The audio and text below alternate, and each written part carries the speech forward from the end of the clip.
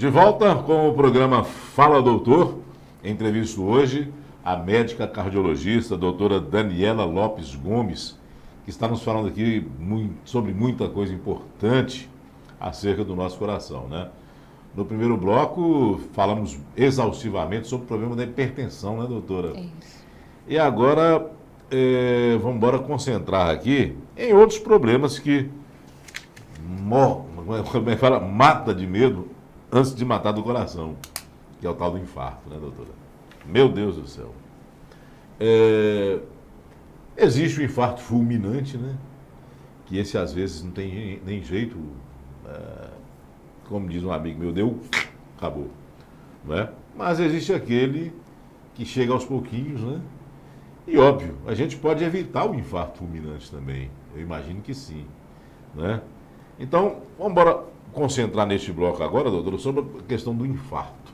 O que é, que bicho que é esse, e o que a gente pode fazer para prevenir, e como é que a gente sabe que está tendo infarto. E daqueles que dê tempo de ser atendido e salvar a vida da gente. Sim. Até pensando assim, o que eu posso fazer para prevenir, quando que eu devo começar esse cuidado? A gente sabe que o infarto, ele é um processo gradativo, em que ocorre a deposição de gordura nas artérias e isso aí leva a uma disfunção do vaso. E essa deposição, ela está extremamente associada com as taxas de colesterol elevadas no sangue. Esse processo, para surpresa de alguns, ele tem início na infância. Então, esse processo preventivo, ele deveria ser iniciado desde a fase aí de infância, mantido na adolescência e com segmento na vida adulta, porque vem a se apresentar na fase adulta, mas o processo inicial é na infância.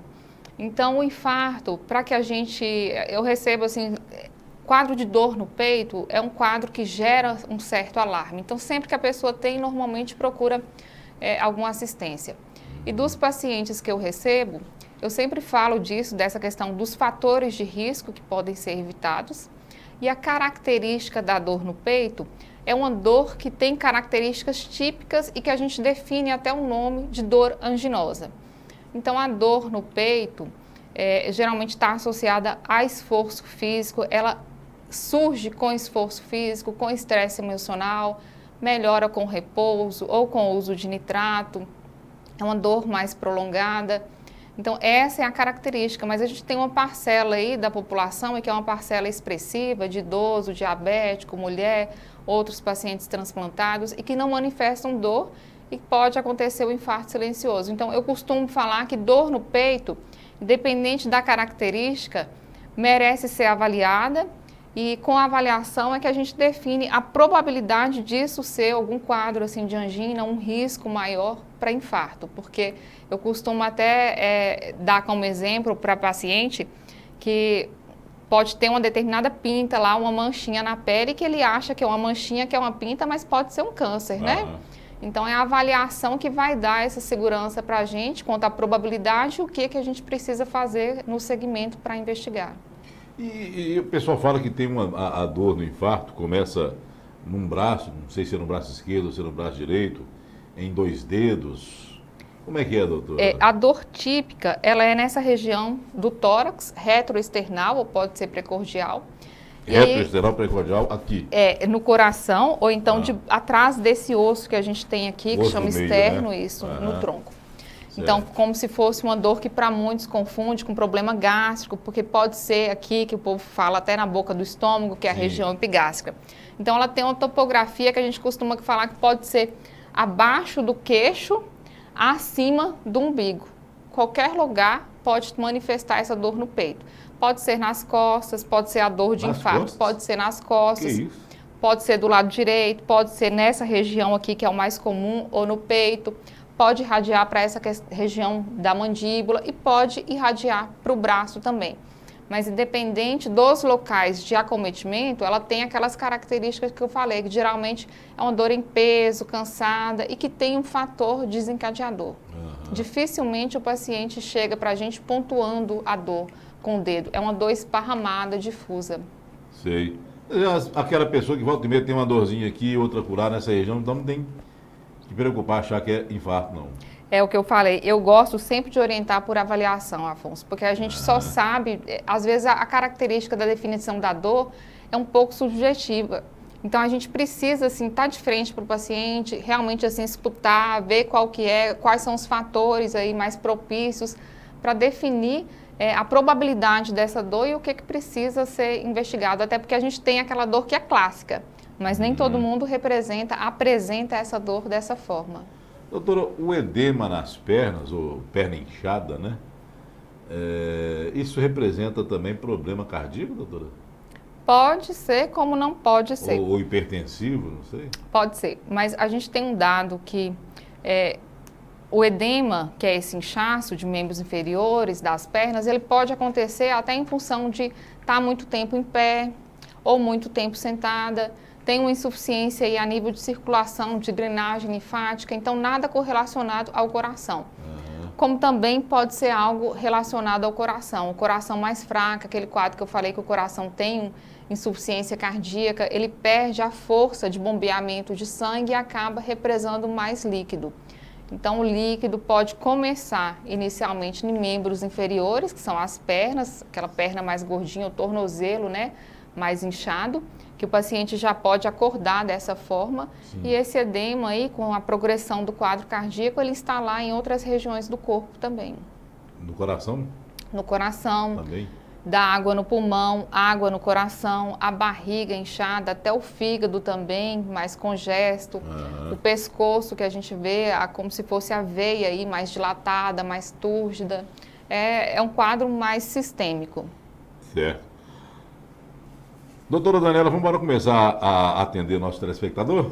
Vamos, a primeira pergunta aqui é a do Juscelino Pinheiro de Araújo, lá do bairro Alcides Rabelo. Boa noite, Juscelino, obrigado pela participação. Olha só aqui, doutor, o Juscelino, ele disse que depois que, assim, segundo ele informa aqui, ó, depois que fiz o cateterismo, estou tendo muita arritmia e também tonteira.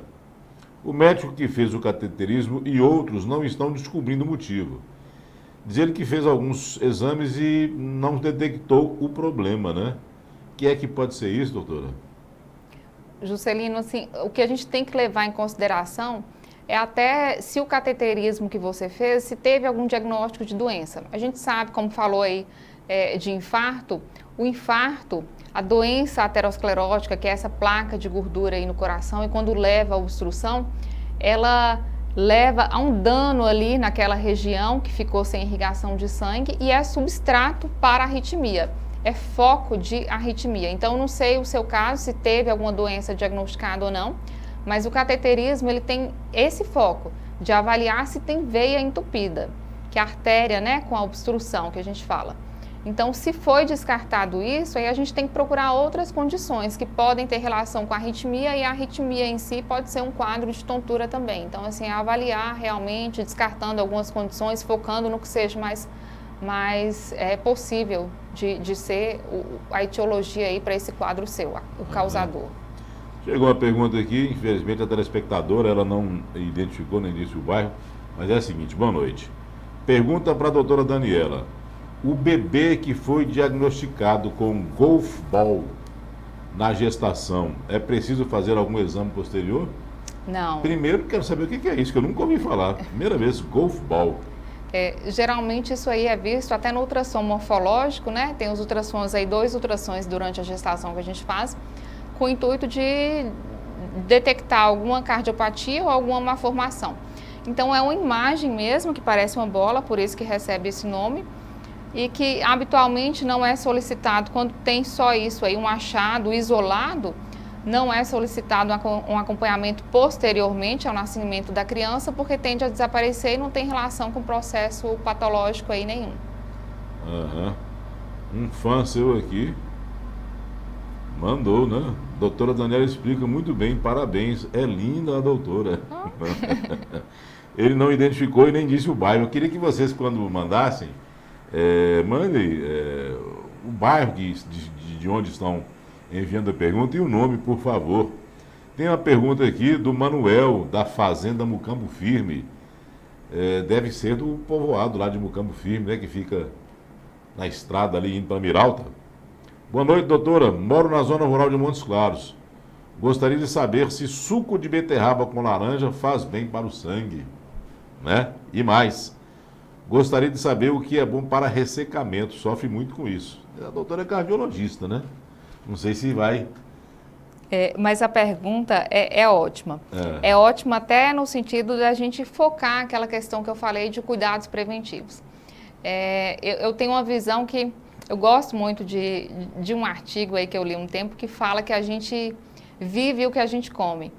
E que tem um estudo que mostrou que se você ingere mais frutas, verduras, então tem até uma proporção lá de 2 frutas e 3 verduras aí ao longo do dia, você reduz evento aí de mortalidade em geral e principalmente nesses eventos cardíacos. Então, laranja é um exemplo, porque tem vitamina C, a beterraba, que tem vitamina A, e o estudo fala justamente isso, de frutas que tenham vitamina C ou que tenham vitamina A e as leguminosas, né, o brócolis, tudo isso mais voltado para o tom verde. Então, tudo que é saudável faz bem para o organismo e faz bem sistemicamente, né? Então, até essa questão do sangue, que ele vai ter propriedades aí mais saudáveis e age sistemicamente. E até a questão intestinal, a laranja, ela é rica em fibra, né? E a beterraba, então, acaba contribuindo aí para o trânsito intestinal também. É uma boa escolha, viu? A Nalva Lima, do bairro Edgar Pereira, doutora, ela disse aqui, quer saber se colesterol alto, no patamar de 230, pode causar problema cardíaco, tipo infarto? Primeiro quero saber se o 230 é alto, ela deve ter se referido até ao colesterol total. O colesterol total, a maioria das referências, traz para a gente o limite de corte de 200. Então, tudo que excede isso daí é fator de risco para as doenças cardiovasculares e delas, assim, a gente traz aí com maior enfoque o infarto e o AVC, que é o derrame cerebral, né? Mas o que a gente trabalha, às vezes fica o colesterol total mais voltado assim para o clínico ou para outras especialidades. A gente estratifica o paciente, individualiza a meta de colesterol de acordo com o LDL, que é o mau colesterol. Então, esse daí a gente precisa saber o perfil do paciente para estipular uma meta. Por exemplo, se o paciente já infartou, ele tem uma meta de LDL colesterol abaixo de 50. LDL é a fração ruim que a gente fala do sangue. Sei. Eu, que me considero jovem, né, ainda saudável, sem doença associada, eu tenho uma meta de colesterol ruim, que é o LDL, abaixo de 130. Então, isso daí que a gente vai individualizar. A gente precisa conhecer melhor para estipular a meta, mas de antemão o total já está alterado, então tem grande chance do ruim também estar elevado. E para fechar esse bloco aqui, doutora, Nelson, do bairro Esplanada. Boa noite, doutora. De quanto em quanto tempo devemos fazer uma consulta com um cardiologista? Essa pergunta é boa, né? Boa, sem dúvida. Na verdade, de quanto em quanto tempo a frequência, ela vai ser ditada de acordo com o paciente. Então, tem check-ups que a gente faz anual, paciente jovem, sem nenhuma comorbidade, sem fator de risco, que eu preciso estar intensificando e tentando reduzir para reduzir risco. E tem outros pacientes que já têm doença, ou mesmo que não tenha doença, tem muito fator de risco que eu preciso desse cuidado assim mais próximo. Então, habitualmente, o check-up anual para todo mundo e para algumas condições, no mínimo, aí 2 vezes no ano a gente encontra, e pacientes mais crônicos, que demandam assistência assim, mais de perto, às vezes até com intervalo menor. Agora, só para fechar mesmo, porque eu achei que eu ia fechar com essa aqui, mas eu me recordei que antes do programa a gente estava batendo um papo aqui, eu, a doutora Daniela e a Cibele, lá do Grupo Ressonar, que está aqui acompanhando a doutora. Um abraço para a Cibele, que está aí.